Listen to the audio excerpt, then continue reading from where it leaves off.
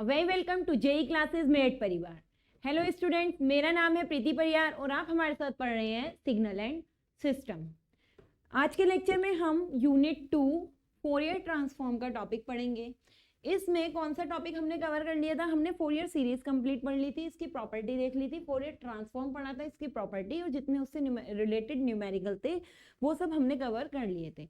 अब जो हमारा टॉपिक बचा हुआ है वो कौन सा है? डिस्क्रीट टाइम फोरियर सीरीज या डिस्क्रीट टाइम फोरियर ट्रांसफॉर्म। तो आज के लेक्चर में हम क्या करेंगे? डिस्क्रीट टाइम फोरियर सीरीज या ट्रांसफॉर्म की प्रॉपर्टी देखेंगे और उसी के साथ हम सैम्पलिंग थ्योरम को करके इस यूनिट का ये वाला चैप्टर को क्या कर लेंगे? खत्म कर लेंगे। तो हम सबसे पहले क्या देखते हैं? Discrete time Fourier series. Discrete, अभी हम जो पढ़ रहे थे वो क्या थी? Continuous type. अभी तक जो था फोरियर सीरीज और ट्रांसफॉर्म वो थी कॉन्टिन्यूअस के लिए, ये किसके लिए? डिस्क्रीट के लिए। तो डिस्क्रीट टाइप फोरियर सीरीज, तो डिस्क्रीट टाइप फोरियर सीरीज होगा तो उसको DTFS लिखेंगे। डिस्क्रीट टाइप फोरियर ट्रांसफॉर्म होगा तो उसे हम क्या कहेंगे? DTFT लिखेंगे। डिफरेंस इसमें क्या है? अभी तक फोरियर सीरीज या ट्रांसफॉर्म जो हम कर रहे थे वो किसका कर रहे थे? कॉन्टिन्यूअस का। तो कॉन्टिन्यूअस के लिए हर जगह क्या चीज हम लिख रहे थे? x of t।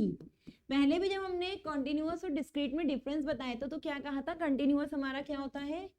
Her point पे जिसकी वैल्यू मिलती है। इस तरीके से जो सिग्नल थे वो कॉन्टिन्यूअस थे, चाहे वो एनालॉग में हो चाहे वो डिजिटल में हो, साइनोसोडल हो या नॉन साइनोसोडल, उससे हमारा पे कोई इफेक्ट नहीं पड़ता। लेकिन जब बात, और इन्हें हम किससे रिप्रेजेंट करते हैं? एक्स ऑफ टी से रिप्रेजेंट करते थे। इनकी फंडामेंटल टाइम पीरियड हम टी नॉट बोल देते थे और फंडामेंटल फ्रीक्वेंसी को हम किससे रिप्रेजेंट करते थे? ओमेगा से रिप्रेजेंट करते थे। ठीक है, तो इतनी चीज हम किस में पढ़ते थे? जब हमारा कंटिन्यूअस टाइम पीरियड होता था उसकी केस में। अब जब हमारा डिस्क्रीट टाइप होगा तो डिस्क्रीट टाइप में हम इसको रिप्लेस कर देंगे एक्स टी को किससे?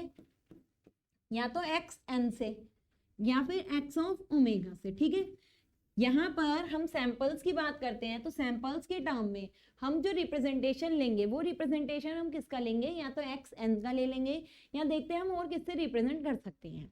वहां पर हमने जो फ्रीक्वेंसी वाली टर्म कही थी वो क्या कही थी? ओमेगा। तो यहाँ पर डिफ्रेंशिएट करने के लिए, ताकि दोनों फॉर्मूले क्या ना हो, कंफ्यूजिंग ना हो, हम यहाँ ओमेगा टर्म नहीं लेके क्या करेंगे? कोई दूसरी टर्म यहाँ पर लेट कर लेंगे। वहां पर हमने ओमेगा ली थी, यहाँ हम ओमेगा ना लेके क्या करेंगे? दूसरी टर्म लेंगे। वहां पर हमें इमेजनरी को जे से रिप्रेजेंट करा था, यहाँ हम इमेजनरी को किससे रिप्रेजेंट करेंगे? के से रिप्रेजेंट करेंगे। कुछ हमें सिर्फ क्या लेनी है? डिफरेंट डिफरेंट टर्म्स लेनी है। वहां पर टी होता था ना, जैसे क्या लेते थे? ई की पावर जे ओमेगा एन टी, या फोरियर ट्रांसफॉर्म में लेते थे ई की पावर जे ओमेगा टी। सीरीज में क्योंकि 1 2 3 4 सीरीज होती है तो n लेते थे। ट्रांसफॉर्म में 1 2 3 4 ट्रांसफॉर्म में सिंपल एक वर्ड होता है तो वहां n की नीड नहीं होती थी, पर जे ओमेगा टी ये तो कॉमन था ना। तो यहाँ पर भी सेम होगा, बस अंतर क्या है? इस j की जगह तो हम लेंगे k, j की जगह क्या लेंगे? हम k वाली टर्म ले लेंगे, या j की जगह j ले लेते हैं, n की जगह क्या ले लेंगे? k ले लेंगे।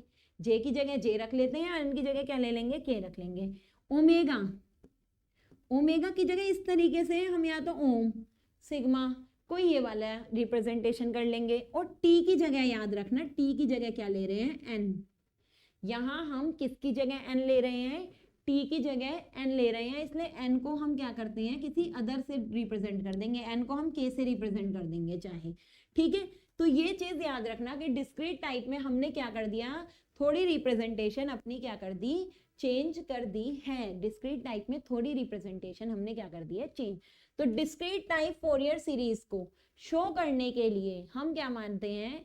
कि माना हमारे पास कोई भी सिग्नल x ऑफ k मान लिया, हमने n को n से रिप्रेजेंट ना करके हमने उससे किससे रिप्रेजेंट कर दिया? अगर k से रिप्रेजेंट कर दिया तो सारी चीजें हमें किस में लिखनी है? k में। अगर मैंने x इसे k से रिप्रेजेंट ना करके n से लिखा तो सारी जो पावर या कोई भी टर्म लिखेंगे वो किस में लिखेंगे? n में लिखेंगे। पर हम आगे अब जब तक पढ़ेंगे ना, जेट ट्रांसफॉर्म भी पढ़ेंगे, सैम्पलिंग भी पढ़ेंगे, हर जगह सैंपल्स को n ही मानेंगे और n ही मानते हैं मोस्टली हर जगह, तो इसलिए हम सैंपल्स किस में लेके चलेंगे? n में लेने के चलेंगे। तो जब फोरियर सीरीज हम कंटिन्यूअस पढ़ते हैं तो एक्स ऑफ टी बराबर कितना लेते हैं? Cn अगर याद होगा कॉम्प्लेक्स वाला तो कितना लेते हैं, समेशन करते हैं माइनस इन्फिनिटी टू इन्फिनिटी। ये तो हमें पता है ना कि हमने कैसे लिया था, ऑर्थोगोनल वाले फॉर्म जो हमने रूल बताया था, e की पावर को हमने कैसे सेलेक्ट करा था, वही चीज है। तो x of n summation of minus infinity to infinity, ये तो जाएगा ही सेम। अंदर क्या लेते हैं, कोफिशिएंट लेते हैं एक, कौन सा, फोरियर कोफिशिएंट। यहाँ पे हम फोरियर कोफिशिएंट फिर से लेट करेंगे, वहां हमने Cn माना था, यहां हम क्या मान लेंगे, डी के मान लेंगे। एन नहीं मान सकते ना, क्योंकि एन हमारा क्या है, सीक्वेंस में। अब हर जगह जहां वहां एन था, यहां पे हम क्या लेंगे, के की वैल्यू लेंगे, ठीक है। समेशन ऑफ, अब एन से ना जाके कहां से जाएंगे, के से। कहां से जाएंगे हम, के से जाएंगे, क्योंकि के की वैल्यू चलेगी सीरीज में जहां तक भी जाएगी, के से जाएंगे, ठीक है। के में कहां से, जीरो से। सैंपल्स हम कहां से ले रहे हैं, जीरो से ले रहे हैं, डॉट। ई की पावर, वहां क्या होता था, ई की power j n omega t, ये चीज याद रखना जो वहां होती थी। सेम जे की जगह जे ही ले लो, एन नहीं ले सकते, एन की जगह क्या है, के है। ओमेगा की जगह क्या माना है, ओम मान लिया, और टी की जगह क्या है अब, एन। ये है फॉर्मूला। तो ये हमारा किसका फॉर्मूला हो गया, फोरियर सीरीज का, किसमें, डिस्क्रीट टाइप में फॉर्मूला हो गया। तो डिस्क्रीट टाइप में फोरियर सीरीज का क्या फॉर्मूला है, x n is equals to summation of k zero. अब ये के जीरो कहां तक जाएगा, हम इसकी लेंगे फंडामेंटल, जैसे वहां होता था फंडामेंटल टाइम पीरियड। तो t is equals to minus infinite to infinite minus t/2 से प्लस t/2, या 0 टू t होता था, ठीक है। यहाँ पर जब हम फंडामेंटल पीरियड की जगह फंडामेंटल सीक्वेंस लेंगे, यहाँ पर हम क्या लेंगे, सीक्वेंस के टर्म में ले रहे हैं, तो ये इसलिए यहाँ जो k की वैल्यू चलेगी वो k जीरो से चलेगी, और जो हम फंडामेंटल टाइम पीरियड लेंगे यहाँ पर वो n0 मान रहे हैं, n0 माइनस 1 तक k की लिमिट जाएगी। तो k की लिमिट 0 से जाएगी n0 माइनस 1। एन नॉट हमारी फंडामेंटल टाइम पीरियड यहाँ पर हो गया, तो fundamental time period n naught में से एक घटा दो, इंटू डी के ई की पावर जे के ओमेगा एन हो गया है। यहाँ ओमेगा फ्रीक्वेंसी है। अगर किसी को ओमेगा याद करने में प्रॉब्लम हो रही है तो वो यहाँ पर ओमेगा की जगह क्या भी लिख सकता है, जो अभी तक हम लेके चल रहे थे ना, W W J omega T. यहाँ पर हमारा ये वाला ओमेगा है, और अभी तक हम ये W लेके चल रहे थे ना फ्रीक्वेंसी को, तो हम ये भी लिख सकते हैं यहाँ पर, ठीक है। ये भी हम यहाँ पर क्या लिख सकते हैं, लिख सकते हैं यहाँ पर ओमेगा की जगह। बस हमने सिंबल रिप्रेजेंट को क्या करा है, चेंज करा है, ताकि कोई भी डिफरेंशिएट कर सके कि हम ये डिस्क्रीट टाइप पढ़ रहे हैं या हम कौन सा वाला पढ़ रहे हैं, ठीक है। अब यहाँ पर अगर किसी को क्या लिखना है, कोई कहे हमें इनवर्स बताओ, ये तो डिस्क्रीट टाइप फोरियर सीरीज हो गई, इसका इनवर्स बताओ, तो इनवर्स क्या है, डी के, जैसे हम Cn निकालते थे, अब क्या है यहाँ पर डी ऑफ के। तो जब डी ऑफ के निकालेंगे तो किसका अंतर आएगा, k is equals to 0, n0 minus 1 तो ऐसे ही रहेगा, xn यहाँ पहुंच जाएगा e की पावर माइनस जे के ओमेगा, जो जैसा लास्ट में होता था, मतलब वहां होता था सेम वही होगा। तो डी के ये आ गया, xn ये आ गया सेम। अब इसके आगे नेक्स्ट पेज पे बाद में करेंगे। यहाँ पर अब हमें क्या पढ़नी है, इसकी प्रॉपर्टीज पढ़नी है, क्योंकि और इसके बारे में प्रॉपर्टीज भी सबको पता होंगी। अगर हम प्रॉपर्टीज भी देखें तो प्रॉपर्टीज भी हमने क्या कर रखी है, इसकी सारी ही पहले पढ़ रखी हैं। जो एग्जैक्ट प्रॉपर्टीज पीछे पढ़ी थी वही एग्जैक्ट प्रॉपर्टीज यहाँ भी पढ़ेंगे, और जब अभी फोरियर ट्रांसफॉर्म पढ़ेंगे DT-FT में भी एग्जैक्ट यही फॉर्मूले में बस डी के की जगह क्या आ जाता है, जैसे एक्स ऑफ ओमेगा लिखते हैं, एक्स ऑफ ओमेगा वहां पर लिखेंगे। तो डिस्क्रीट टाइप की सेम वही प्रॉपर्टी पढ़नी है जो अभी तक हम पढ़ते हुए आ रहे थे। तो प्रॉपर्टीज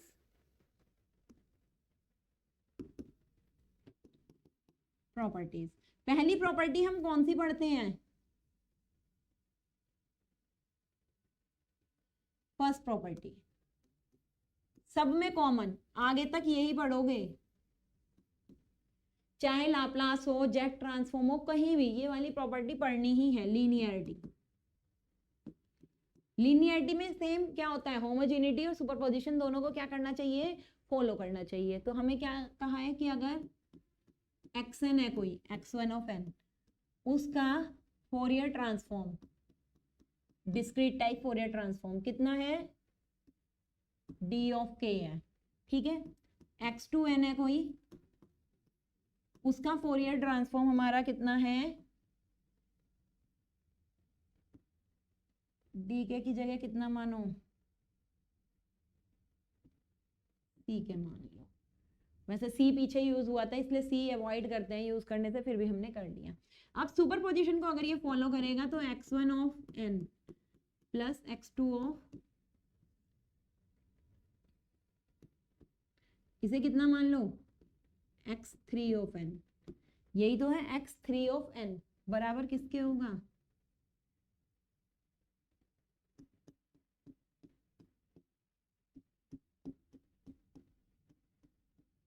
अगर ये इसके बराबर होता है तो सुपरपोजिशन में क्या है, अगर हम इसकी क्या भी कर दें, स्केलिंग भी कर दें, स्केलिंग का मतलब इसमें a से मल्टीप्लाई कर दें, इसमें b से मल्टीप्लाई कर दें, तो जो इसका फोरियर ट्रांसफॉर्म होगा, जो इसका क्या होगा, फोरियर ट्रांसफॉर्म होगा, वो हमारा कितना होगा, a of D k plus B of सी के बराबर होगा इसका फोरियर ट्रांसफॉर्म। अब इसका भी कोई फोरियर ट्रांसफॉर्म मानना पड़ेगा, इसका Fourier transform, sorry Fourier series, Fourier transform नहीं, क्या फोरियर सीरीज, तो इसकी भी कोई फोरियर सीरीज लेट कर लो, x3 की फोरियर सीरीज क्या होगी,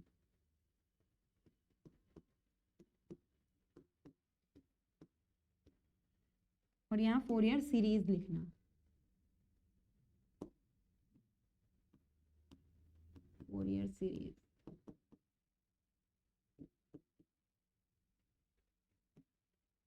पी के, तो p k is equals to a d k plus b c k. ये हमारी कौन सी प्रॉपर्टी होती है, लीनियरिटी प्रॉपर्टी होती है। लीनियरिटी प्रॉपर्टी के बाद नेक्स्ट एक टाइम शिफ्टिंग होती है और हमारी कौन सी होती है, रिवर्सल होती है। टाइम शिफ्टिंग प्रॉपर्टी में हमने क्या क्या चीजें बता रखी हैं, पीछे वाली प्रॉपर्टी रिवाइज हो रही है बस यहाँ पर, और आगे के लिए हमारा क्या हो रहा है, आगे के लिए भी रिवीजन हो रहा है और पीछे वाली भी रिवाइज हो रही है।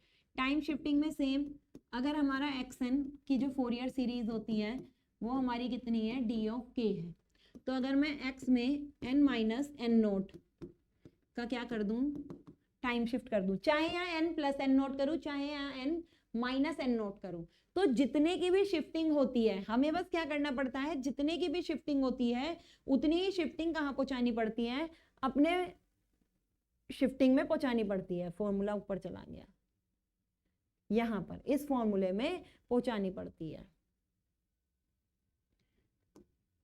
ई की पावर माइनस है तो माइनस जे के एन नोट कितना आता है, एन नोट आता है, एन मत लिख देना, अब जितने की शिफ्टिंग होगी, माइनस एन की तो माइनस, प्लस एन की तो प्लस, डी ऑफ के।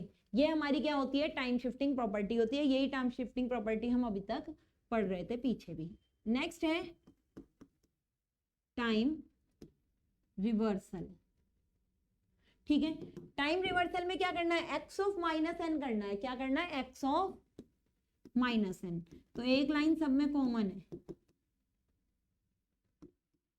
तो एक्स ऑफ माइनस एन का जो फोरियर ट्रांसफॉर्म होता है, वो जो भी इसका कोफिशिएंट है के है, तो के का क्या हो जाता है, माइनस के हो जाता है। तो जब हम डी के की वैल्यू खोलेंगे, कहीं लिखेंगे, तो बस के की जगह कितने कर देंगे, माइनस ऑफ के कर देंगे। इसका मतलब सिर्फ किसमें चेंजेस आते हैं, सिर्फ चेंजेस आते हैं साइन में।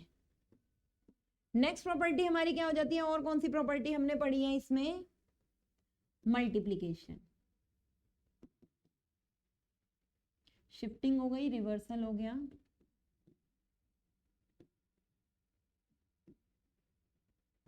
मल्टीप्लीकेशन। मल्टीप्लीकेशन में सेम, या तो हम क्या करें, दो सिग्नल ले लें, x1n है और x2n है, या तो दो सिग्नल ले रहे हैं उसका मल्टीप्लीकेशन कर रहे हैं, या फिर हम क्या कर रहे हैं, किसी एक्स्ट्रा चीज से मल्टीप्लाई कर रहे हैं। एक्स्ट्रा चीज से मल्टीप्लाई का मतलब e की पावर j ओमेगा, कोई कॉम्प्लेक्स चीज से हमने क्या करी है, यहाँ पर मल्टीप्लाई कर रही है, तब क्या होगा। और अगर हम दो सिग्नल ले रहे हैं उसका मल्टीप्लाई कर रहे हैं तब क्या होगा। तो अगर हम पे दो सिग्नल है x1n, इसकी फोरियर सीरीज, तो इसकी तो हमने मान ली dl और इसकी मान ली dq। ये दो है सिग्नल, एक x1n है और एक कितना है x2n। इसका हमने dl मान लिया, इसका हमने कितना मान लिया, dq मान लिया।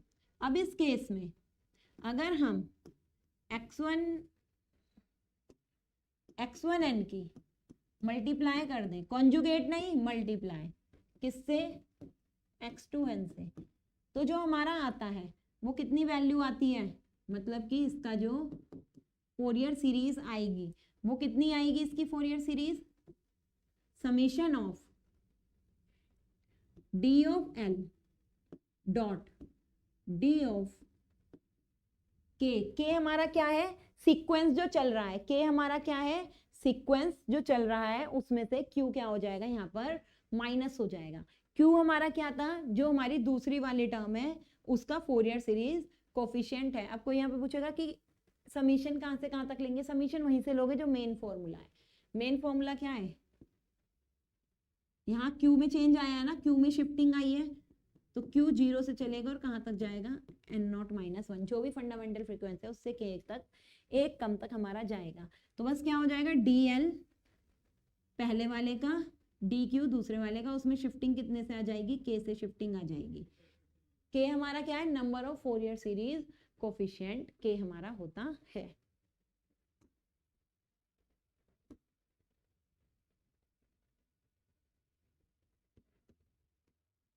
नेक्स्ट है कॉन्जुगेट प्रॉपर्टी। सेम जो पहले हमने करी थी वो यहाँ करना है। x1 का जो फोरियर सीरीज है वो कितनी है, dk है। तो अगर मैं कॉन्जुगेट कर दूं n का, तो जो यहाँ हमारी वैल्यू मिलती है, हमने क्या करा था, माइनस करके मिलती है। d कॉन्जुगेट तो मिलेगा लेकिन इसमें क्या आ जाएगा, माइनस आ जाएगा। और माइनस यहाँ पर आएगा किसमें, माइनस यहाँ आता है हमारा k के साथ, जो हमने फोरियर सीरीज कोफिशिएंट ऊपर लिखा था ये। तो x ऑफ माइनस n बराबर माइनस के होता है ना, तो इसका मतलब अगर कभी भी x1 का कॉन्जुगेट कर देते हैं तो x1 का कॉन्जुगेट इसका उल्टा आता है। जैसे xn का dk है तो dk का रिवर्स वाला आएगा, dk का उल्टा, xn का x ऑफ माइनस n हो जाता है कॉन्जुगेट करने पर। इतनी चीज हमें याद रखनी है। तो x1 का अगर कॉन्जुगेट कर दें तो वो x1 का क्या हो जाता है, रिवर्सल हो जाता है। और x1 के रिवर्सल की वैल्यू कितनी है, d ऑफ माइनस के होती है। तो ये चीज हमें याद रखनी है कि कभी भी अगर हम कॉन्जुगेट कर देंगे तो जो भी इसका रिवर्सल होता है x1 का, वो हमारा किस में आ जाता है, आंसर में आ जाता है। छठी प्रॉपर्टी, और कौन कौन सी प्रॉपर्टी हमने कर ली, कॉन्जुगेट कर ली। अब इतनी प्रॉपर्टी यहाँ देखते हैं। नेक्स्ट, अगर इसकी कोई प्रॉपर्टी रहती है, वैसे इसकी इतनी यूज होती है, इसकी कहीं प्रॉपर्टी यूज नहीं होगी, DTFT ज्यादा हमारा क्या नहीं होगा, यूज नहीं होगा।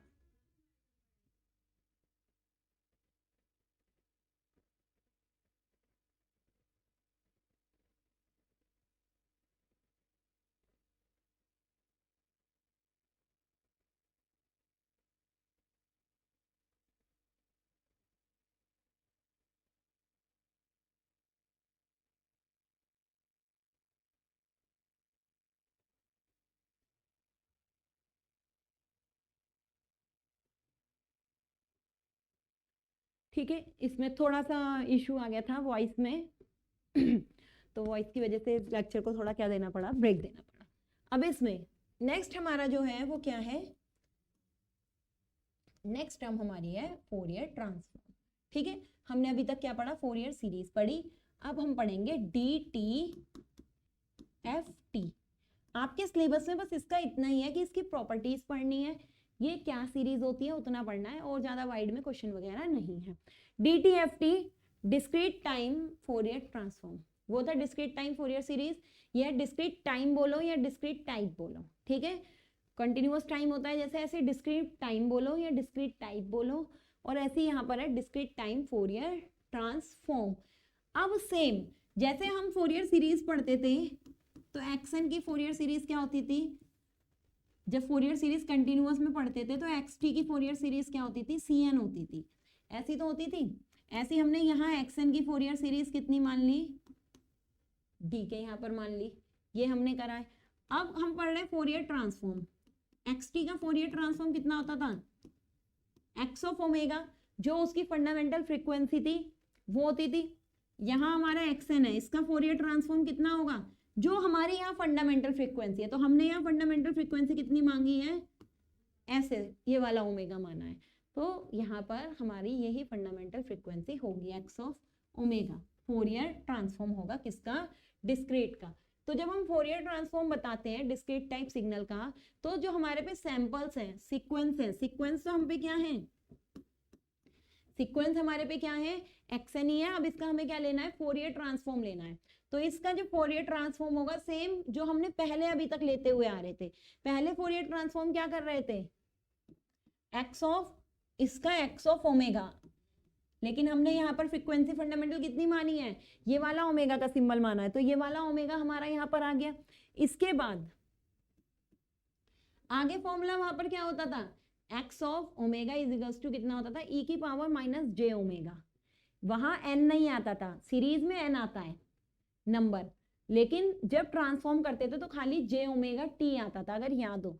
तो यहाँ भी जो हमने एन माना था, एन हमने किसे माना था, के को माना था, तो यहाँ भी क्या नहीं आएगा, के नहीं आएगा, यहाँ क्या आएगा, विदाउट के फॉर्मूला आएगा। सीरीज में हमारा क्या आता था, के आता था, तो यहाँ विदाउट के फॉर्मूला आएगा, क्या आएगा, समीशन ऑफ ई की पावर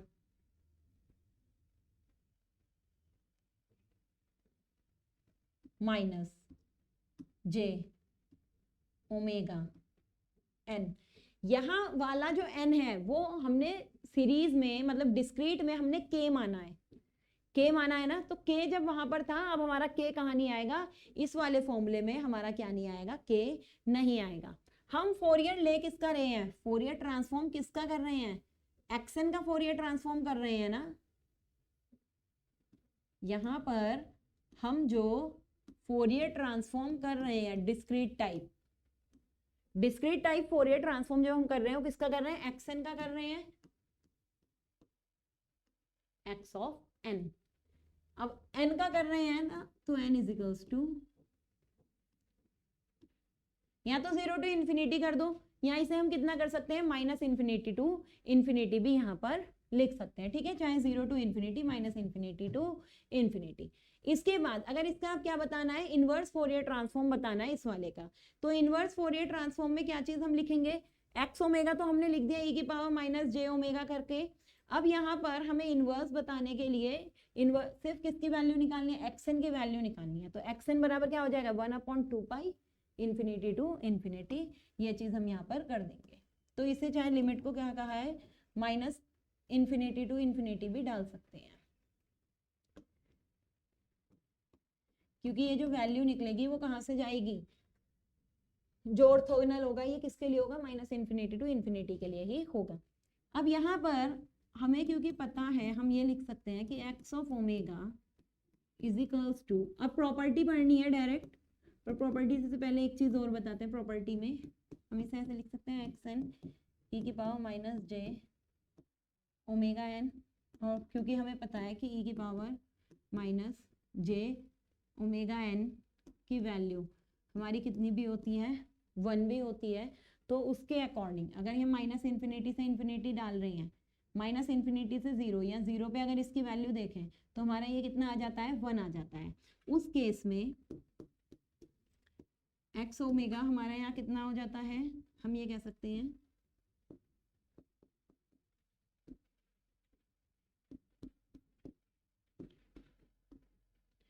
अगर एक्स एन माइनस इन्फिनिटी से इन्फिनिटी पर हम ले और इसकी वैल्यू इन्फिनिटी से कम है तो हम क्या कहेंगे, ये वाली जो हमारा फोरियर ट्रांसफॉर्म होगा ये हमारा क्या रहता है, एब्सोल्युटली समेबल रहता है।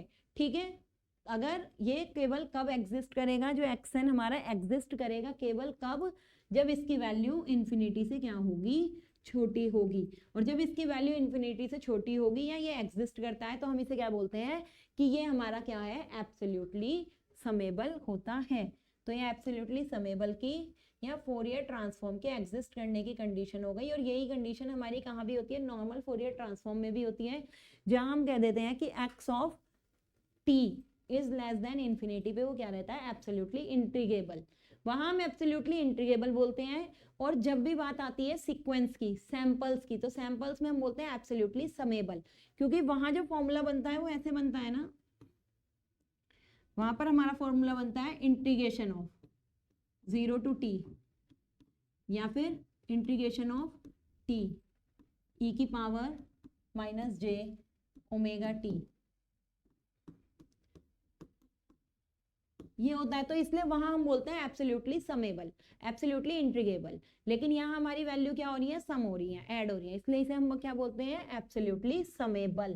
तो अगर ये जो एक्स ओमेगा है वो एग्जिस्ट करेगा केवल कौन सी वाली कंडीशन में, जब इसकी वैल्यू क्या होगी, इनफाइनाइट से छोटी होगी, और इस टाइम पर ये क्या होगा, एब्सोल्युटली समेबल हमारा होगा। तो ये कंडीशन हम लिख सकते हैं, x omega is only exist when x n is less than infinity, when n is minus infinity to infinity and it is absolutely summable। ये कंडीशन हमने लिख दी। अब हम क्या लिखते हैं, फोरियर की प्रॉपर्टीज पढ़ते हैं, properties of dt ft, properties of dt ft,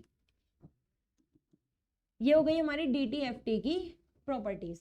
तो dt ft की प्रॉपर्टी में पहली property same, linearity. Linearity property में क्या है कि अगर हम किसी स्केलिंग भी कर दें इसकी और सम भी कर दें, वैल्यू क्या आती है, सेम आती है। तो अगर हमने एक्सन लिया है, एक्सन का जो फोरियर ट्रांसफॉर्म है वो हमने कितना कहा है, एक्स ऑफ ओमेगा कहा है, और x2n लिया है कोई सीक्वेंस, और उसका जो फोरियर ट्रांसफॉर्म है वो कितना है, x2 ऑफ ओमेगा है। तो अगर यहाँ पर हम x3 ऑफ n ले लें और उसका फोरियर ट्रांसफॉर्म हमारा x3 ऑफ ओमेगा है, और यहाँ पर x3 ऑफ n को हम कितना कह रहे हैं, हम x3 ऑफ n को कहते हैं कि वो बराबर है a x1 ऑफ n के plus b x2 of n के। तो जो इसका फोरियर ट्रांसफॉर्म होगा वो भी कितना होगा, a x1 ऑफ ओमेगा के b x2 ऑफ ओमेगा के। तो कोई न्यूमेरिकल भी हो उससे हम सॉल्व करके भी देख सकते हैं। तो ये हमारी कौन सी प्रॉपर्टी होती है, लीनियरिटी प्रॉपर्टी, जो कि सब जगह चल रही है। सेकंड कौन सी प्रॉपर्टी हम इसकी करते हैं, टाइम शिफ्टिंग की प्रॉपर्टी करते हैं।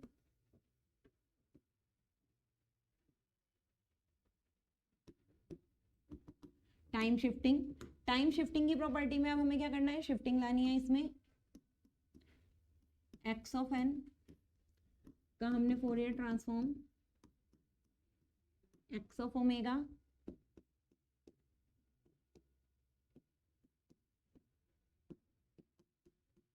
कितने के शिफ्ट करा हमने, n minus n naught omega का शिफ्ट करा। तो जब n minus n naught omega का शिफ्ट करते हैं तो e की पावर माइनस जे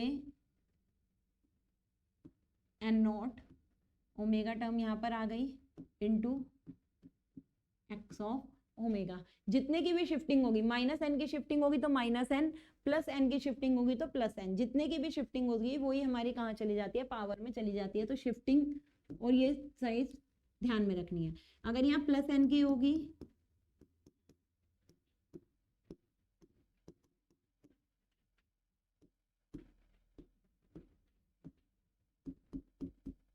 तो देखो यहाँ प्लस आ गया, ठीक है।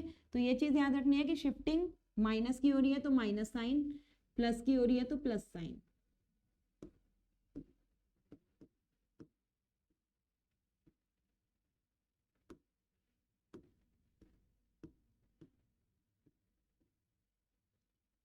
ठीक है, यहाँ माइनस था माइनस, यहाँ प्लस था तो प्लस। ये हमारी कौन सी प्रॉपर्टी हो गई, शिफ्टिंग की। शिफ्टिंग के बाद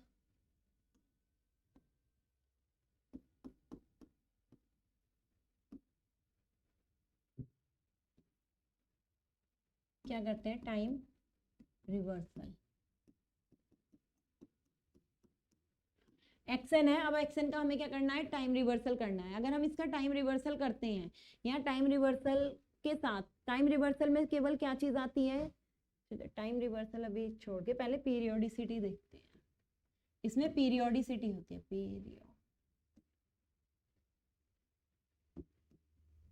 कि ये पीरियोडिक भी होते हैं। पीरियोडिक का मतलब अगर एक्शन का फोरियर ट्रांसफॉर्म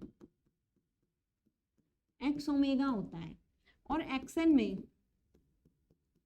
2 पाई एन जुड़ गया, कि एक्शन में हमारा क्या हो रहा है, 2 पाई का एडिशन हो रहा है। पीरियोडिक कोई भी सिंबल इसमें क्या हो रहा है, ऐड हो रहा है। 2 पाई एन को हमने क्या कर दिया, ऐड। अब एन हमने यहाँ ले लिया, तो यार 2 पाई के साथ एन नहीं ले सकते, 2 पाई के साथ कोई भी कांस्टेंट ले लो जिसके साथ ये क्या हो रही है, शिफ्ट हो रही है। तो शिफ्ट होने के साथ इसमें ये पीरियोडिक भी होते हैं, इस पर कोई इफेक्ट नहीं पड़ता। जो फोरियर ट्रांसफॉर्म किसी एक शिफ्टिंग के बाद आएगा वो इसका क्या होता है, यहाँ पर सेम रहता है। तो 2 पाई के की शिफ्टिंग करी, उसके बाद भी एक्स पाई आया। ऐसे 2 पाई के की जब शिफ्टिंग होती रहेगी, वैल्यू क्या आती रहेगी, फोरियर ट्रांसफॉर्म की सेम रिपीट होती जाएगी। इसीलिए हम क्या कहते हैं कि हमारे जो फोरियर ट्रांसफॉर्म होता है डिस्क्रीट टाइप, वो क्या भी होता है, पीरियोडिक भी होता है। तो पीरियोडिसिटी के बाद इसके बाद time shifting, frequency shifting, frequency shifting.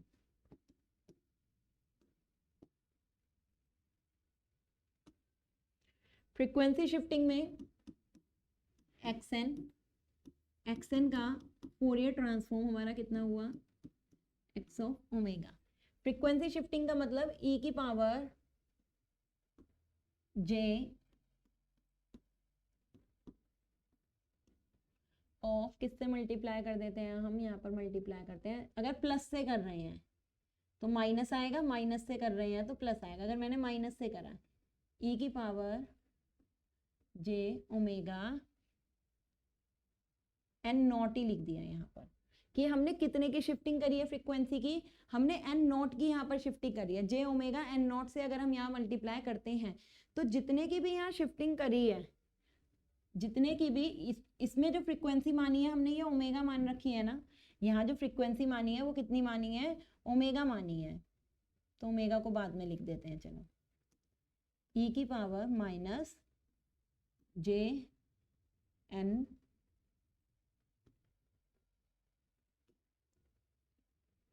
Omega naught लिख देते हैं। ठीक है, फ्रीक्वेंसी जो हमने यहाँ पर मानी है, यहाँ हमने ओमेगा ये वाला माना है, तो ओमेगा नॉट यहाँ लिख देते हैं। तो यहाँ कितने की शिफ्टिंग होती है, जितने की यहाँ फ्रीक्वेंसी है, और साइन बदल देता है। जब टाइम शिफ्टिंग होती है तो साइन चेंज नहीं होता, फ्रीक्वेंसी शिफ्टिंग होती है तो टाइम चेंज होता है। यहाँ माइनस है तो यहाँ किसका आ जाएगा, प्लस का। और अगर यहाँ प्लस होता, e की power j n omega naught x n होता, तो यहाँ कितना हो जाता, ओमेगा माइनस ओमेगा नॉट। यहाँ प्लस है तो माइनस, ये देखना है बस ये वाली फ्रीक्वेंसी किस साइन की है। तो फ्रीक्वेंसी जिस साइन की होगी, मतलब इसका जो हमने टाइम पीरियड लिया है वो जिस साइन का होगा, वही साइन हमें क्या करना है, यहाँ पर रखना है। तो ये हमारी कौन सी प्रॉपर्टी है, फ्रीक्वेंसी शिफ्टिंग की प्रॉपर्टी है। इसके बाद जो नेक्स्ट प्रॉपर्टी हमारी आती है वो है टाइम रिवर्सल। टाइम रिवर्सल में एक्शन लिया, एक्शन का फोरियर ट्रांसफॉर्म हमारा कितना, एक्स ओमेगा। अगर हम इसमें क्या करते हैं, टाइम को रिवर्सल करते हैं, तो टाइम रिवर्सल में यहाँ पर हमारा क्या होता है, जो हमने जब फोरियर सीरीज ली थी, तो फोरियर सीरीज में क्या था, डी ऑफ के था, कोफिशिएंट चेंज हुआ था ना। तो जब फोरियर ट्रांसफॉर्म लेते हैं तो फोरियर ट्रांसफॉर्म में हमारा क्या चेंज हो जाता है, फोरियर ट्रांसफॉर्म ही रिवर्स हो जाता है। तो ये हमारी किसकी है, टाइम रिवर्सल की है। एक्स ऑफ माइनस एन हमारा किसके बराबर होता है, x of reversal of Fourier transform के बराबर होता है। तो एक्स ऑफ क्या हो गया, माइनस ओमेगा यहाँ पर हो गया। 6 प्रॉपर्टी। और इसमें हम कौन सी प्रॉपर्टी लिख सकते हैं, time reversal, frequency shifting, time shifting. अब यहाँ पर हम एक कर देते हैं स्केलिंग की।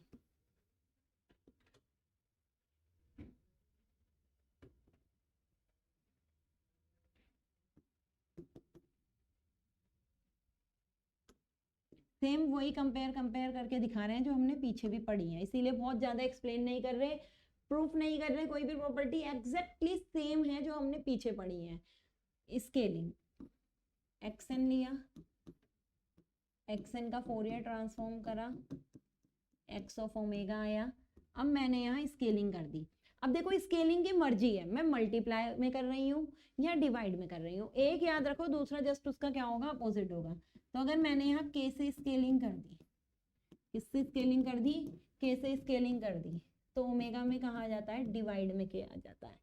जिससे भी स्केलिंग करोगे वो डिवाइड में, मान लो 1/k से करती तो 1/k डिवाइड में आता, k कहाँ चला जाता, ऊपर चला जाता। तो ये चीज हमें ध्यान रखनी है बस, कि जिससे भी हम स्केलिंग करते हैं तो स्केलिंग करने पे वो वाली चीज कहाँ चली जाती है, डिवाइड में हमारी चली जाती है। तो यहाँ पर मैंने k से स्केलिंग करी थी, मेरी कहाँ चली गई, डिवाइड में वो वाली टर्म चली गई। इसके बाद हमारी कौन सी प्रॉपर्टी है, 7th स्केलिंग हो गई, time reversal, time response, frequency shifting, time shifting, differentiation,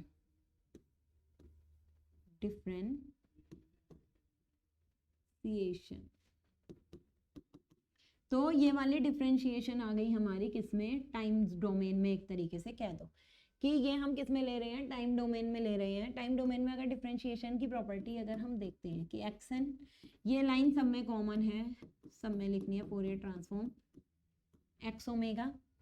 तो अगर मैं इसको क्या करती हूँ, डिफरेंशिएट करती हूँ, तो डिफरेंशिएट या तो मैं किस तरीके से करूँ, एक्सन का करूँ, या मैं एन की इसमें मल्टीप्लाई करूँ, और डिफरेंशिएशन हमारा कहाँ हो जाएगा, आगे वाली टर्म में हो जाता है। तो अगर मैं यहाँ क्या करती हूँ, एन से मल्टीप्लाई कर देती हूँ, अगर मैं यहाँ किससे मल्टीप्लाई कर देती हूँ, एन से मल्टीप्लाई कर देती हूँ, तो इस केस में जो फोरियर ट्रांसफॉर्म आता है वह हमारी किससे मल्टीप्लाई हो रही थी, मतलब वहां जो हम फोरियर ट्रांसफॉर्म पहले कर रहे थे उसमें हम क्या कर रहे थे, जे ओमेगा लिख दे रहे थे ना, और आगे जब लाप्लास करेंगे तो आप देखोगे एस लिखेंगे। यहाँ पर अभी हम जो फोरियर ट्रांसफॉर्म पढ़ रहे थे तो हम कितना लिख रहे थे, जे ओमेगा लिख रहे थे, बस अंतर कितना है, ओमेगा चला जाएगा, यहाँ से क्या हट जाएगा, ओमेगा हमारा यहाँ से हट जाएगा, और केवल क्या बचेगा, जे। इस चीज को हमें याद रखना है सिर्फ, कि अब जे ओमेगा नहीं होगा, ओमेगा हमारा क्या हो जाएगा, हट जाएगा, सिर्फ कितना बचेगा, जे। ये है डिफरेंशिएशन, एक्सन में एन एक्सन आ जाता है और वहां क्या बचता है, J D X omega by D T.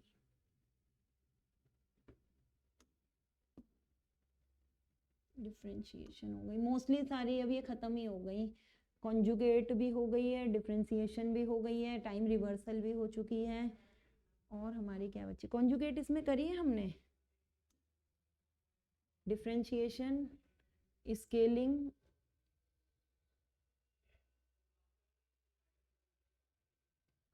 Time reversal, frequency shifting, periodicity, नहीं हमने इसमें कॉन्जुगेशन नहीं करी अभी। तो देखो एक प्रॉपर्टी रह गई कॉन्जुगेशन की,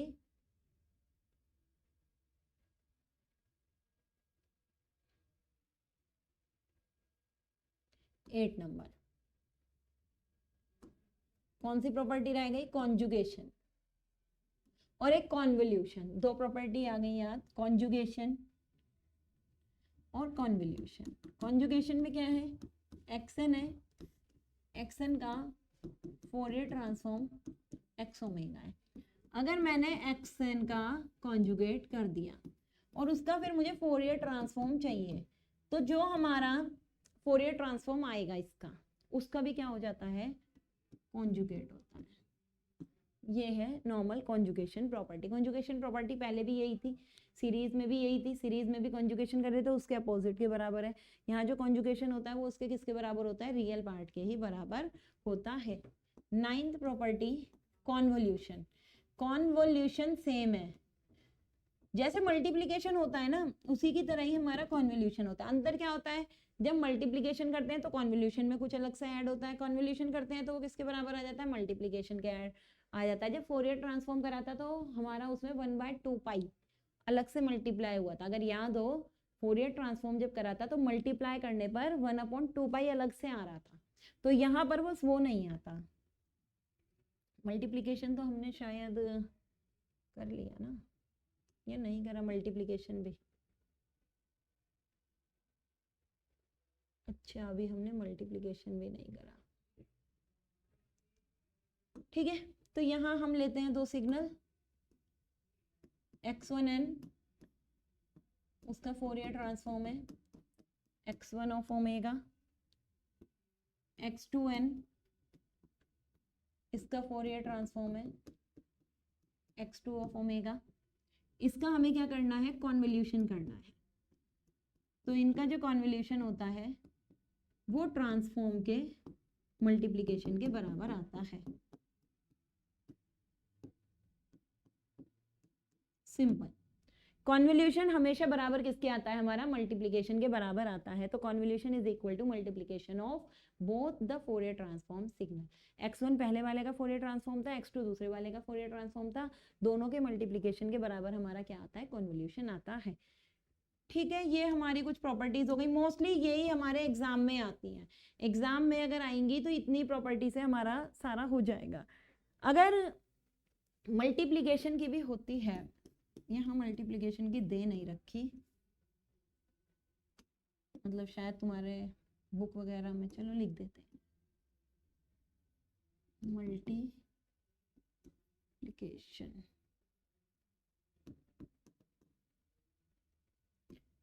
x1 ऑफ n मल्टीप्लाई, यहाँ कॉन्जुगेट नहीं है, मल्टीप्लाई है x2 n, यही है। तो होता है 1/2 पाई j x1 of omega convolution.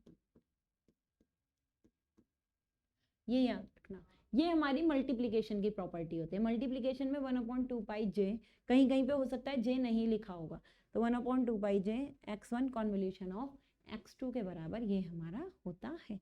ठीक है, तो ये हमारी क्या आ गई, मल्टीप्लिकेशन की।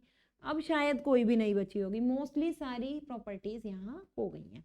लास्ट टॉपिक एक और बचा है, क्या क्या बचा था हमारा, DTFT और DTFS क्या होते हैं, उनकी प्रॉपर्टी बता दिया। एग्जाम में यही आता है, पूछा जाए डायरेक्ट जाएगा कि DTFT की प्रॉपर्टी बताओ, नाम से पूछ लेंगे कोई प्रॉपर्टी या सारी एक्सप्लेन करनी होगी। DTFS क्या होता है उसकी प्रॉपर्टी बताओ, नाम से पूछेंगे या सारी एक्सप्लेन करनी होगी। लास्ट जो टॉपिक हमारा बचा है वो क्या है, सैम्पलिंग। ठीक है, last topic sampling theorem.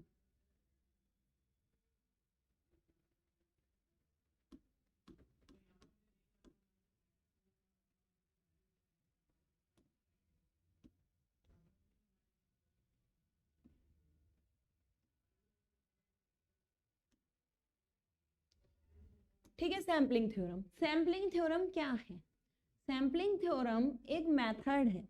Sampling theorem क्या है, एक मेथड है जिससे हम क्या करते हैं, कोई भी अगर हमारा सिग्नल दिया हुआ है, कोई क्या दिया हुआ है, नॉर्मल सिग्नल दिया हुआ है, उसे डिस्क्रीट टाइप सिग्नल में क्या कर लेते हैं, चेंज कर लेते हैं। मतलब कोई डिस्क्रीट टाइप सिग्नल आता है और हमारा कोई कॉन्टिन्यूअस सिग्नल दिया है, कॉन्टिन्यूअस सिग्नल से डिस्क्रीट टाइप सिग्नल में चेंज करने का एक मेथड है हमारा क्या, sampling. Sampling is the method to change और interchange the continuous time signal into discrete time signal, उसे सैम्पलिंग कहते हैं।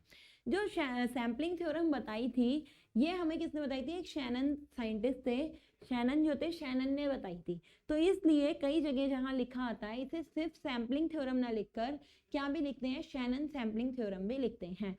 जबकि सैम्पलिंग थ्योरम, जो सैम्पलिंग थ्योरम है, इसमें सिर्फ शैनन ने तो बताया था, शैनन के साथ एक और साइंटिस्ट थे, उन्होंने भी इसमें क्या करी थी, रिसर्च करी थी। मतलब फोरियर के साथ, फोरियर और सैम्पलिंग ने दोनों ने क्या करा था, इसकी एक पूरी थ्योरम यहाँ पर दी थी। तो लेकिन अगर कहीं शैनन सैम्पलिंग लिखा आता है एग्जाम में, तो शैनन सैम्पलिंग का मतलब भी यही सैम्पलिंग थ्योरम है जो हम यहाँ पर पढ़ेंगे। किस लिए यूज करी जाती है, ताकि हम अपने कॉन्टिन्यूअस टाइम सिग्नल को क्या कर सकें, डिस्क्रीट टाइम सिग्नल में चेंज कर सकें। ठीक है, और इसमें क्या होता है, हमेशा सैम्पलिंग थ्योरम वहीं पर ही लगेगी जहां पर हमें बैंड लिमिटेड सिग्नल दिया होगा। ठीक है, कोई फाइनाइट एनर्जी का बैंड लिमिटेड सिग्नल दिया होगा, उसी में ही हमारा क्या लगता है, सैम्पलिंग थ्योरम लगाई जा सकती है, उसी की हम वैल्यू निकाल सकते हैं। वैल्यू निकालने का मतलब क्या है कि उसको हम किस में चेंज कर सकते हैं, हम उसको रिकवर, फुली रिकवर कर सकते हैं। ठीक है, कैसे रिकवर कर सकते हैं? इसमें होता क्या है कि यहाँ पर बैंड लिमिटेड सिग्नल का बताते हैं। जैसे मान लो हमें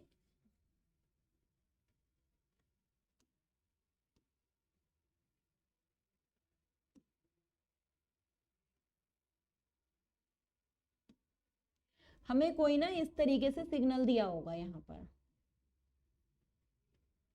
ये देखो ऐसा सिग्नल दिया है, और इसका हम ये कह देंगे कि जो इसका फोरियर ट्रांसफॉर्म आएगा ना, ये कैसा सिग्नल है? ये कंटिन्यूअस सिग्नल है ना, और कंटिन्यूअस सिग्नल में हम इसे कह देते हैं, ये सिग्नल है हमारा एक्स ऑफ टी।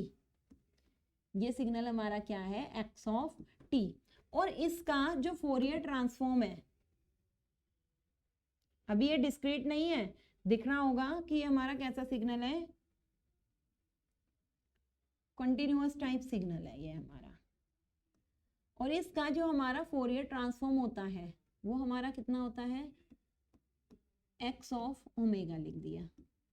यहाँ जो इसका फोरियर ट्रांसफॉर्म होगा हमारा वो कितना होगा? एक्स ऑफ ओमेगा हमने यहाँ पर लिख दिया। कोई भी फोरियर ट्रांसफॉर्म इसका हम यहाँ पर क्या कर सकते हैं? अपना ड्रॉ कर सकते हैं। इसका क्या कर सकते हैं हम? कोई भी फोरियर ट्रांसफॉर्म, कि जब हम इसका फोरियर ट्रांसफॉर्म निकालेंगे तो हमें एक इस तरीके की मान लो स्ट्रक्चर मिल गई, मान लेट कर रहे हैं। तो अगर हम ये स्ट्रक्चर देखें तो हमें क्या दिख रहा है कि इसके यहाँ एक फ्रीक्वेंसी फिक्स है, जिसे मैं कितना कह सकती हूँ? माइनस ओमेगा एम कह देती हूँ, मैक्सिमम फ्रीक्वेंसी। और यहाँ फ्रीक्वेंसी फिक्स है, इसे मैं प्लस ओमेगा एम कह रही हूँ, और ये 0 है। तो इसे कहते हैं बैंड लिमिटेड सिग्नल, कि जब हमने ये वाला सिग्नल दिया तो ये वाले सिग्नल देने पर इसका जो हमें फोरियर ट्रांसफॉर्म मिला वो इस तरीके से मिला। और यहाँ हमें पता है कि इस सिग्नल में ये इसकी लेफ्ट साइड में मैक्सिमम लिमिट है और ये इसकी राइट साइड में मैक्सिमम लिमिट है। तो ये वाला जो सिग्नल है वो हमारा क्या है? बैंड लिमिटेड है, फाइनाइट एनर्जी का है। तो अगर मैं ऐसे सिग्नल दूं और इस पे सैम्पलिंग लगाऊं तो इसको हम क्या कर सकते हैं? फुली रिकवर कर सकते हैं वापस से। इसको सैम्पलिंग थ्योरम लगाने के बाद जो वैल्यू आएगी उसको हम क्या कर सकते हैं? फुली रिकवर कर सकते हैं। डिस्क्रीट टाइम में भी चेंज कर रहे हैं तो हम फुल वैल्यू हम पर होगी। सैम्पलिंग करने पर भी हमारे पास इसकी कैसे होगी? फुल वैल्यू होगी। इसीलिए हम कहते हैं कि सैम्पलिंग करने में हमेशा जो हम पे सिग्नल होना चाहिए वो कैसा होना चाहिए?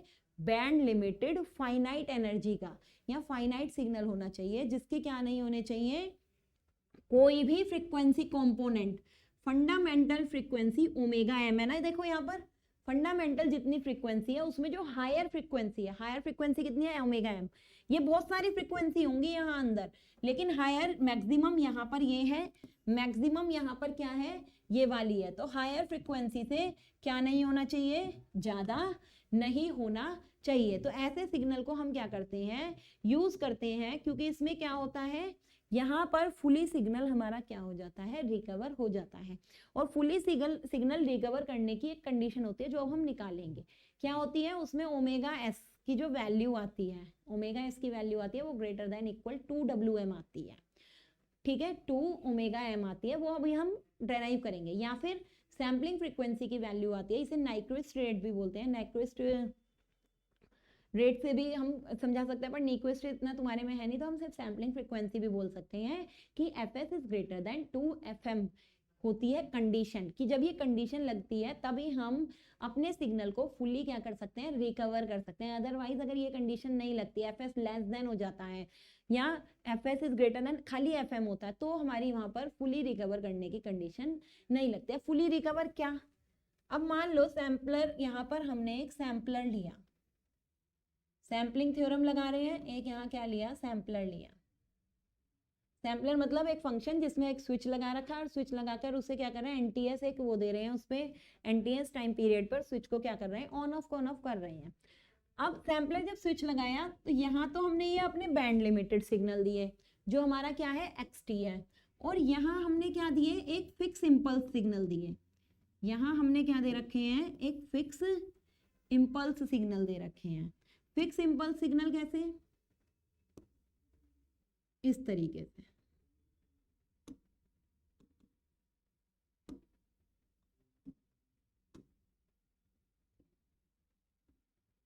कि एक फिक्स इसकी फंडामेंटल फ्रीक्वेंसी है और उस फंडामेंटल फ्रीक्वेंसी के हमने यहाँ पर इम्पल्स सिग्नल दिए हैं।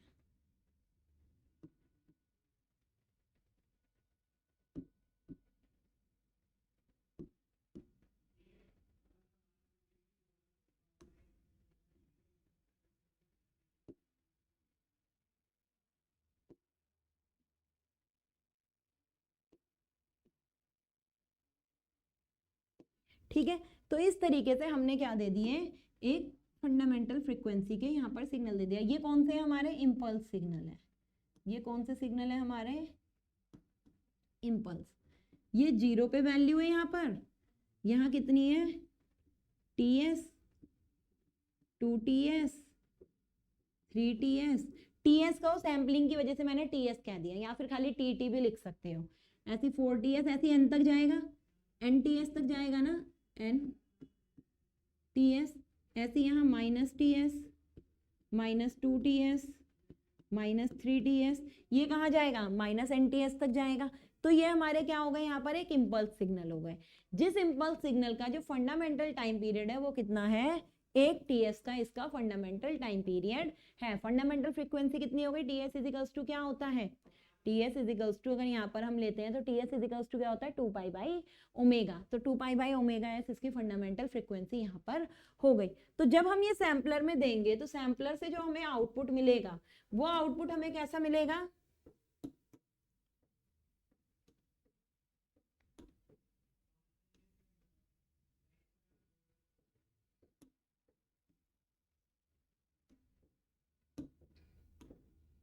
हमारी वो साइन वेव दी, तो इस तरीके से साइन वेव बना लो यहाँ।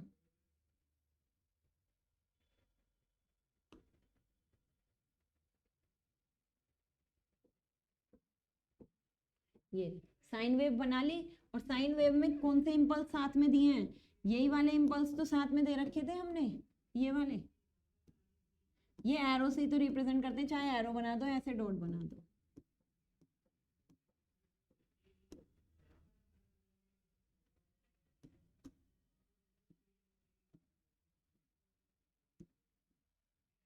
जो भी इनका फंडामेंटल टाइम पीरियड है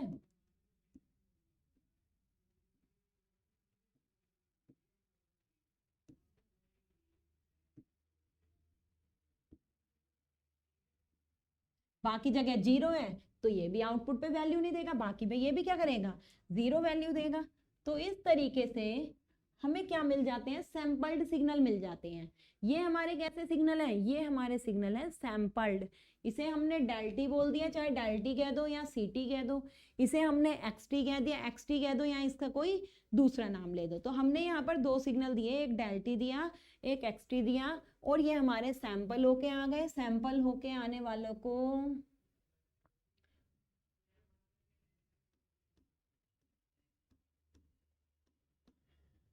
ये हमने यहाँ पर अपनी क्या कर दी, नेमिंग कर दी। अब इसके बाद इसे सॉल्व कैसे करें, कि अब ये आया तो हम इसे रिकवर कैसे करेंगे सिग्नल को, और सैम्पलिंग है क्या ये कैसे बताएंगे।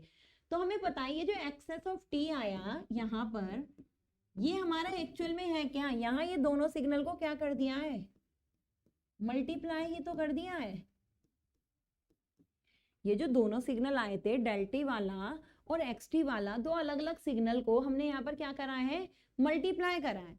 तो ये वाला सिग्नल था, इसको इसके साथ मल्टीप्लाई कर दिया, और हमारा क्या बन गया, ये वाली वेवफॉर्म यहाँ पर बन गई। अब हमें इसकी कंडीशन निकालनी है सैम्पलिंग की, कि ये कब हमारे को सेम इसको हम रिकवर कर सकते हैं। जब मैंने सैम्पलिंग करी और सैम्पलिंग करने के बाद डिस्क्रीट में बदल दिया, अब डिस्क्रीट में करने के बाद अगर मुझे वापस रिकवर करना है तो मैं इसी वाले सिग्नल को, जो हमारा इसका फोरियर ये है, तो अगर मैं इसका फोरियर निकालूं और फोरियर निकालने पे मुझे ये ही कब मिलेगा, ये वाली चीज कब मिलेगी, ये हमें अब यहाँ पर क्या करना है, सॉल्व करना है। ठीक है, तो सॉल्व करने के लिए अब मुझे क्या करना पड़ेगा, यहाँ पर फोरियर ट्रांसफॉर्म इसका निकालना पड़ेगा, और कंडीशन निकालनी पड़ेगी कि किस कंडीशन पर ये हमारा क्या हो सकता है, सॉल्व हो सकता है। ठीक है, अब यहाँ पर इसको, ये वाला जो सिग्नल है, इस वाले सिग्नल को मैं क्या लिख सकती हूँ, जो ये वाला सिग्नल है इसका तो फोरियर ट्रांसफॉर्म एक्स ओमेगा ही है, या इसको तो मैं खाली xt सिग्नल है तो क्या लिख सकती हूँ, xt लिख सकती हूँ। लेकिन जो ये डेल वाला सिग्नल है, डेल वाले सिग्नल का जो टाइम पीरियड है मुझे पता है फिक्स कितना है, ये तो माइनस इन्फिनिटी से इन्फिनिटी जहाँ भी जा रहा है, इसका मुझे पता है इसका टाइम पीरियड है ts ts ts ts ts time period है। और ओमेगा एस इसकी क्या है, ओमेगा एस इसकी फ्रीक्वेंसी है। तो इसे मैं क्या भी लिख सकती हूँ किसके टर्म में भी, डेल एन माइनस या omega minus N omega s, और बाहर भी इसके ओमेगा लिख लो या 1/t लिख लो। यहाँ तो मैं क्या लिख लूँ, इसे 1/t लिखूँ, या 1/t अगर नहीं लिख रही हूँ तो 1/t की जगह मैं अंदर ही ब्रैकेट में कितना लिख सकती हूँ, क्योंकि n बाय जो t होता है मतलब t भी होता है तो t भी तो हमारा 2π/ओमेगा ही होता है। तो चाहे t इजिकल्स टू 2π/ओमेगा करके इसे मैं लिख लूँ, या खाली डायरेक्टली मैं ओमेगा लिख कर भी इस डेल टी की क्या लिख सकती हूँ, वैल्यू यहाँ पर लिख सकती हूँ। तो मेरा ये जो डेल टी यहाँ पर है इसे मैं क्या भी लिख सकती हूँ, जो यहाँ डेल टी मल्टीप्लाई में गया है इसे मैं लिख सकती हूँ del omega minus N omega s क्योंकि यहाँ पे लिखा है इंटू ओमेगा एस, तो omega s dot omega minus N omega s यहाँ पे लिख सकती हूँ। तो अब मुझे जो टोटल वैल्यू निकालनी है एक्सेस ऑफ टी की, तो मैं ऐसे लिख सकती हूँ समीशन उसकी वैल्यू मेरी एक्स टी ही है, तो उसे तो मैंने कितना लिख दिया, एक्स टी ही लिख लिया। और यहाँ पर इसकी वैल्यू मैंने कितनी लिख ली, omega S del omega minus N omega S. इस टर्म में मैंने किसकी वैल्यू लिख ली, डेल की अपनी वैल्यू लिख ली। डेल टी की वैल्यू मैंने यहाँ से लिख ली, और यहाँ एक्स टी था, एक्स टी की वैल्यू मैं क्या भी लिख सकती हूँ, एक्स ओमेगा भी लिख सकती हूँ। ये अभी सिर्फ किस में लिखा है, फोरियर सीरीज कोफिशिएंट की टर्म में हमने यहाँ पर लिख लिया। किसके टर्म में लिख लिया, फोरियर सीरीज कोफिशिएंट की टर्म में लिख लिया। अब हमें पता है एक रूट, चलो पहले मैं इसे ओमेगा एस को बाहर ले लेती हूँ।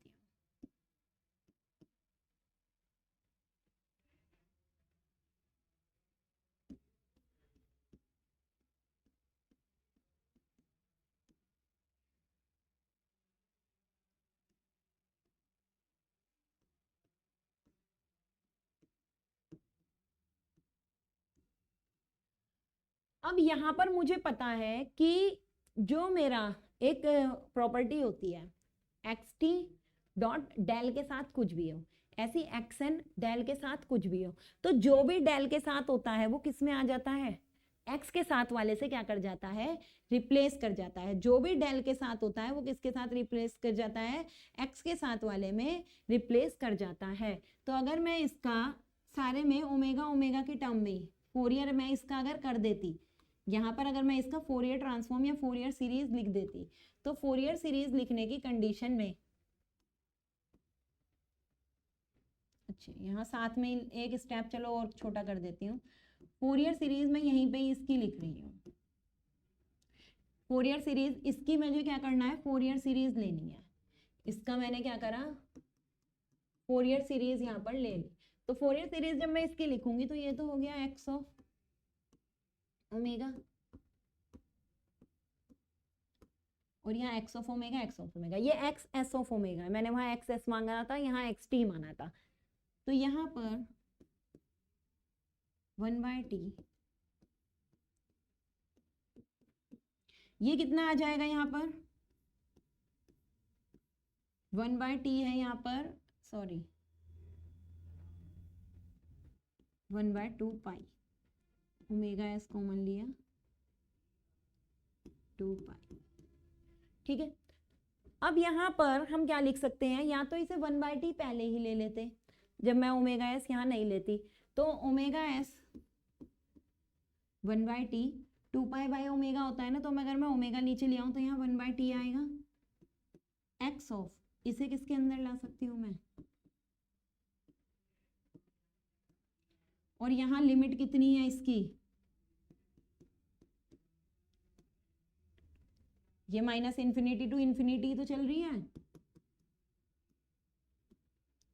n बराबर माइनस इन्फिनिटी टू इन्फिनिटी, तो इसकी सैंपल चल रहे हैं। ये जो जाएगा एनटीएस ये कहाँ तक जाएगा, इनफाइनाइट तक। ये कहाँ तक जाएगा, इनफाइनाइट तक जा रहा है, यही तो इसमें हुआ है। इस तरीके से सैंपल होके सिग्नल मिल गए, लेकिन ये तो हमारा इनफाइनाइट तक जाएगा, तो इनफाइनाइट तक ही हम रख के देख लेते हैं। तो अगर मैं इसे सॉल्व करूं, ये हमारे सिग्नल था, सिग्नल का फोरियर सीरीज लिखा। फोरियर सीरीज या तो 1/t करके पहले ही लिख लो, या 1/2 pi n minus infinity to infinity x of omega, और डेल का हम कैसे लिखते हैं, del omega S del omega minus omega s करके लिखते हैं। या अगर कोई ओमेगा एस पहले ही बाहर लिख लेता है तो 1/t से लिखता है, और यहाँ लिखता है omega minus N omega s से इसे करते हैं। अब यहाँ पर n इन्फिनिटी की वैल्यू रखो, मतलब यहाँ से माइनस इन्फिनिटी इन्फिनिटी तो कोई नहीं रखता, जीरो रखो, जीरो से आगे वाली रखो, जीरो से थोड़ी पीछे वाली वैल्यू रखो। तो जब मैं यहाँ सीरीज को एक्सपेंड करती हूँ, एक्सपेंड दिस सीरीज, जब सीरीज को यहाँ एक्सपेंड करती हूँ तो इसकी वैल्यू कितनी आती है, देखो अगर अब मैं यहाँ ये वैल्यू रखनी शुरू करूँ तो ये हमारी आ जाएगी x of omega minus N omega s है ना। तो जब मैं एन जीरो रखूंगी तो एन जीरो रखने पर ये कितना आ जाएगा, एक्स ऑफ ओमेगा वाली वैल्यू आएगा। जीरो रखने पर कितनी वैल्यू आएगा, एक्स ऑफ ओमेगा वाली वैल्यू आएगा। अगर मैं 1 रखूंगी, अगर मैं कितना रखूंगी 1, तो कितना आएगा, X of omega minus omega S आएगा। 2 रखूंगी, ओमेगा माइनस 2 ओमेगा एस आएगा, ऐसे आएगा ना। ऐसे अगर मैं पीछे को चलूं तो X of omega plus omega S आएगा, X of omega plus 2 omega S आएगा। यही तो सारी फ्रीक्वेंसी आ रही है, ओमेगा एस, ये वाली हमारी पूरी सीरीज बनेगी। अगर अब मैं अपने सिग्नल को देखूं, जो बैंड लिमिटेड सिग्नल था वो क्या था, ओमेगा एम, दो बैंड के बीच में क्या थी, लिमिट हमारी इसमें आ रही थी। तो एक्स ऑफ ओमेगा पे अगर वैल्यू देख रही हूं मैं n बराबर 0 पे, तो 0 पे हमारी वैल्यू कितनी है, ये वाली वैल्यू है।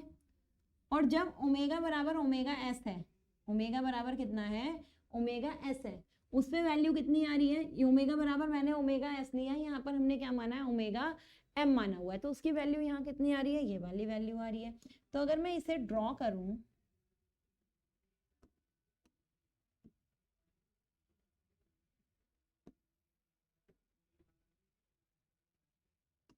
तो मैं क्या देखती हूँ, एक तो मेरे को ये वैल्यू मिल गई, यहाँ पर मुझे वैल्यू मिल गई 0, ठीक है। फिर मेरा क्या आ रहा है, गैप आ रहा है,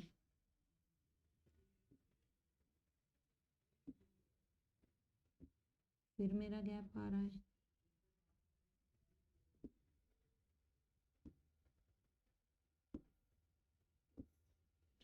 इस तरीके से ये वैल्यू मिलती है, क्यों, क्योंकि यहाँ पर हम क्या देख रहे हैं, ओमेगा बराबर इस पे आ रही है क्या, 0 आ रही है। उसके बाद दोबारा अगर हम क्या करते हैं तो यहाँ क्या निकलता है, omega is minus s, omega is equals to omega s पे वैल्यू निकाल रहे हैं। फिर जो नेक्स्ट वाला हमारा आता है वो हमारा कितना आता है, ओमेगा माइनस 2s, तो ओमेगा बराबर ओमेगा एस वाली ये वाली वैल्यू आ गई, माइनस एस वाली ये वाली वैल्यू आ गई। अब यहाँ पर मैंने ओमेगा माइनस 2s, तो ओमेगा बराबर कितनी है यहाँ पर, ओमेगा, अगला जो हमें सीक्वेंस मिल रहा है वो किस में मिल रहा है, ओमेगा माइनस 2 ओमेगा एस पे मिल रहा है। अगला सीक्वेंस हमें किस पे मिल रहा है, ओमेगा माइनस 2 ओमेगा एस पे मिल रहा है। तो ओमेगा माइनस 2 ओमेगा एस यहाँ पर कितना आ गया, तो यहाँ पर ओमेगा बराबर ओमेगा एस है, मतलब हमारा कितना है, ओमेगा एम वाली वैल्यू है। यहाँ पर 2 ओमेगा एस पे आ रहा है, ये कितने पे आ रहा है, 2 ओमेगा एस पे ये वैल्यू आ रही है। ये चीज याद रखो, ओमेगा बराबर कितना है यहाँ पर, 2 ओमेगा एस है। तो यहाँ से अगर वैल्यू नोट करें,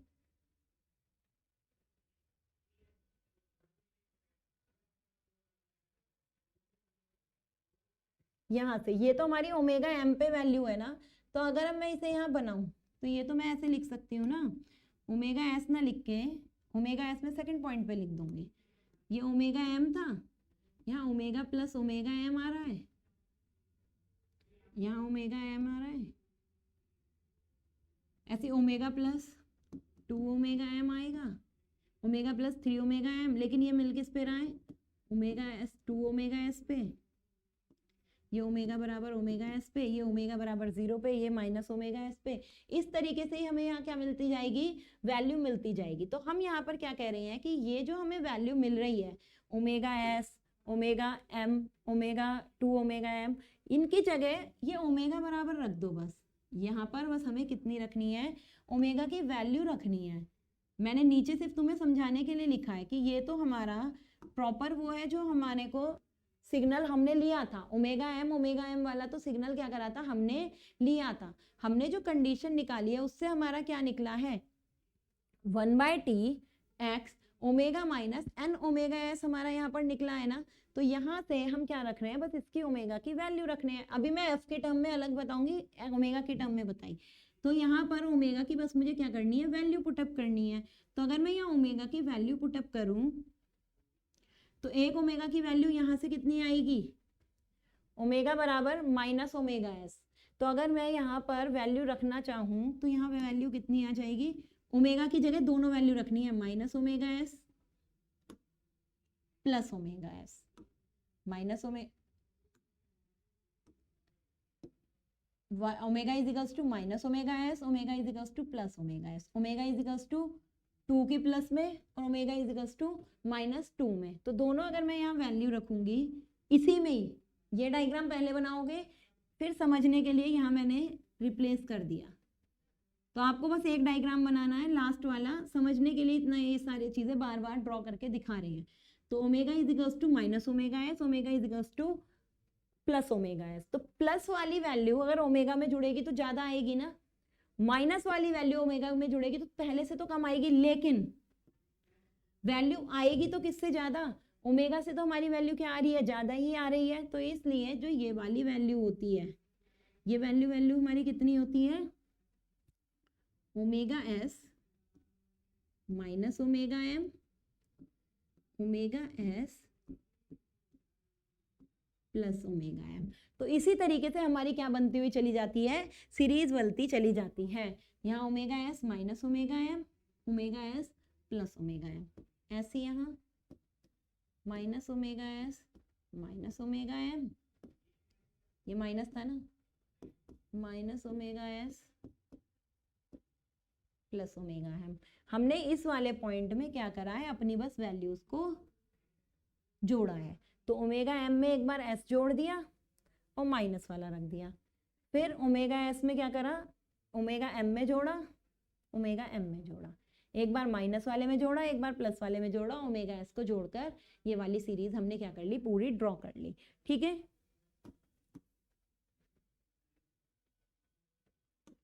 सही है, ओमेगा एस की वैल्यू ली, दोनों तरफ जोड़ दी, तो हमें इस तरीके से मिल गया। तो अगर हम देखें तो हमारा ग्राफ तो पूरा रिकवर हो रहा है ना, अगर हम डिस्क्रीट टाइप भी दे रहे हैं, सैम्पलिंग करके ग्राफ पूरा का पूरा वैसे ही मिल जा रहा है। पर इसकी कंडीशन क्या है, ये जो मुझे ग्राफ मिल रहा है ऐसा, ये किस कंडीशन पे मिल रहा है, व्हेन, जब omega s minus m omega से बड़ा है, या minus omega s minus omega m minus omega m से बड़ा है। अगर ये इससे बड़ा है तभी तो एक और ट्रायंगल आगे को मिल रहा है, ऐसी अगला वाला जब इससे बड़ा है तभी तो अगला वाला मिल रहा है। तो कंडीशन हमारी क्या बनती है, omega s minus omega m बड़ा होगा अगर ओमेगा एम से, तो ओमेगा एम इधर लिख जाओ, तो omega s is greater then. तो सैम्पलिंग में हम अपने सिग्नल को तभी 100% रिकवर कर सकते हैं अगर हमारी जो सैम्पलिंग वाली फ्रीक्वेंसी है वो जो हमारी बैंड लिमिटेड की मैक्सिमम फ्रीक्वेंसी है उसकी 2 टाइम्स से ज्यादा होगी। ठीक है, तो हम रिकवर कर सकते हैं। लेकिन अगर हमारा ये ग्राफ ऐसे बनता, अगर ये मेरा ग्राफ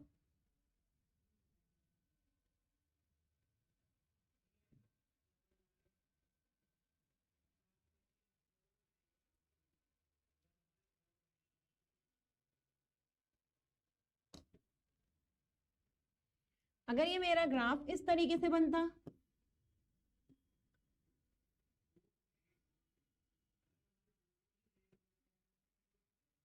तो क्या होता, ओमेगा एम यहां आता और अगला वाला omega m plus omega s, omega m यहाँ आता और अगला वाला omega s minus omega m भी यहाँ आता। इस कंडीशन में भी सिग्नल तो पूरा का पूरा रिकवर हो रहा है ना, तो इसका मतलब अगर omega s minus omega m बराबर हो ओमेगा एम के, तो ओमेगा एस बराबर कितना आएगा 2 ओमेगा एम, तो ये भी ठीक है। तो हमारी कंडीशन में क्या है कि ओमेगा एस बड़ा और बराबर दोनों अगर है ओमेगा एम से, तो हमारी सैम्पलिंग में हमारे जो सिग्नल होते हैं वो क्या होते हैं 100% रिकवरेबल होते हैं। हमारे सिग्नल 100% रिकवरेबल होंगे कब, जब omega s is greater than equal to 2 omega m होगा। लेकिन अगर मान लो ओमेगा एस ओमेगा एम से छोटा हो जाता है, तो छोटे होने की कौन सी कंडीशन बनेगी ओमेगा एस और ओमेगा एम की, कुछ इस तरीके से ही तो होगी कि ये रहा ट्राइंगल और अगला वाला इससे पहले ही शुरू हो गया, अगला वाला ट्राइंगल इससे पहले ही शुरू हो गया। तो देखो इतने की ओवरलैपिंग हो गई ना, तो ये तो तभी होगा ना, ये कंडीशन कौन सी होगी अगर omega s minus omega m less than हो गया ओमेगा एम से। तो जब ये लेस देन होगा तो omega m is less than 2 omega m, यहाँ हमारे सिग्नल क्या नहीं होंगे 100% रिकवरेबल नहीं होंगे। तो इसमें ये चीज याद रखनी है कि जब भी हमारी ओवरलैपिंग होगी वो कौन से केस में होगी, जब हमारा ओमेगा एस लेस देन होगा 2 ओमेगा एम के। तो इस वाली कंडीशन को ही हम एलाइजिंग भी बोलते हैं, इस वाली कंडीशन को ही यहाँ के बोलते हैं एलाइजिंग। ये केवल कब आती है जब हमारी फ्रीक्वेंसी क्या होगी ओमेगा एम से ओमेगा एस वाली लेस देन 2 ओमेगा एम होगी। अब ये जो ओमेगा एस है ना, ओमेगा एस को हम कौन क्या भी बोलते हैं, ओमेगा एस अगर हम कहें तो हम ये फ्रीक्वेंसी के टर्म में भी तो कह सकते हैं 2 पाई एफ एस। तो ये जो एफ एस है ये हमारी क्या है सैम्पलिंग फ्रीक्वेंसी। अभी तक जो चल रही थी वो एंगुलर फ्रीक्वेंसी चल रही थी ओमेगा एस, यहाँ पर हम इसे क्या बोल सकते हैं सैम्पलिंग फ्रीक्वेंसी। ऐसी ओमेगा एम है, ओमेगा एम को हम क्या भी लिख सकते हैं 2 पाई एफ एम। तो कंडीशन में अगर हम omega s is greater than equal जो 2 ओमेगा एम है, यहाँ पर अगर हम क्या रखें ओमेगा एस की जगह 2 पाई एफ एस, 2 पाई से 2 पाई हमारा कैंसिल हो जाएगा, तो यहाँ पर क्या आ जाएगा 2 पाई एफ एम। तो ये होती है हमारी सैम्पलिंग की कंडीशन। तो सैम्पलिंग हमारी कब पॉसिबल है when f s is greater than और इक्वल टू 2 FM। इस कंडीशन में हमारे पास क्या होगी we get 100% signal from the discrete type signal. तो यहाँ पर हमारे कैसे मिलेंगे 100% रिकवर हो जाएंगे सिग्नल। अगर कंडीशन इससे लेस होती है तो हमारे सिग्नल क्या नहीं मिलते 100% नहीं मिलते। और कौन सी कंडीशन आती है एलाइजिंग वाली कंडीशन हमारी आ जाती है। तो यहाँ पर हमारी कौन सी थ्योरम कंप्लीट हो गई है, एलाइजिंग इफेक्ट भी बता देना साथ में, और थ्योरम हमने कौन सी कर ली है सैम्पलिंग थ्योरम, या इसे हम क्या भी बोलते हैं शैनन सैम्पलिंग थ्योरम भी इसे हम कहते हैं। तो अब यहाँ पर हमारी कौन सी यूनिट कंप्लीट हो गई है, यूनिट नंबर 2 कंप्लीट हो गई है। नेक्स्ट लेक्चर में हम क्या करेंगे यूनिट नंबर 3 स्टार्ट करेंगे। तो इस लेक्चर को हम इसी यूनिट के साथ यहाँ पर खत्म करते हैं। अब आपसे मिलेंगे नेक्स्ट लेक्चर में, तब तक के लिए गुड बाय।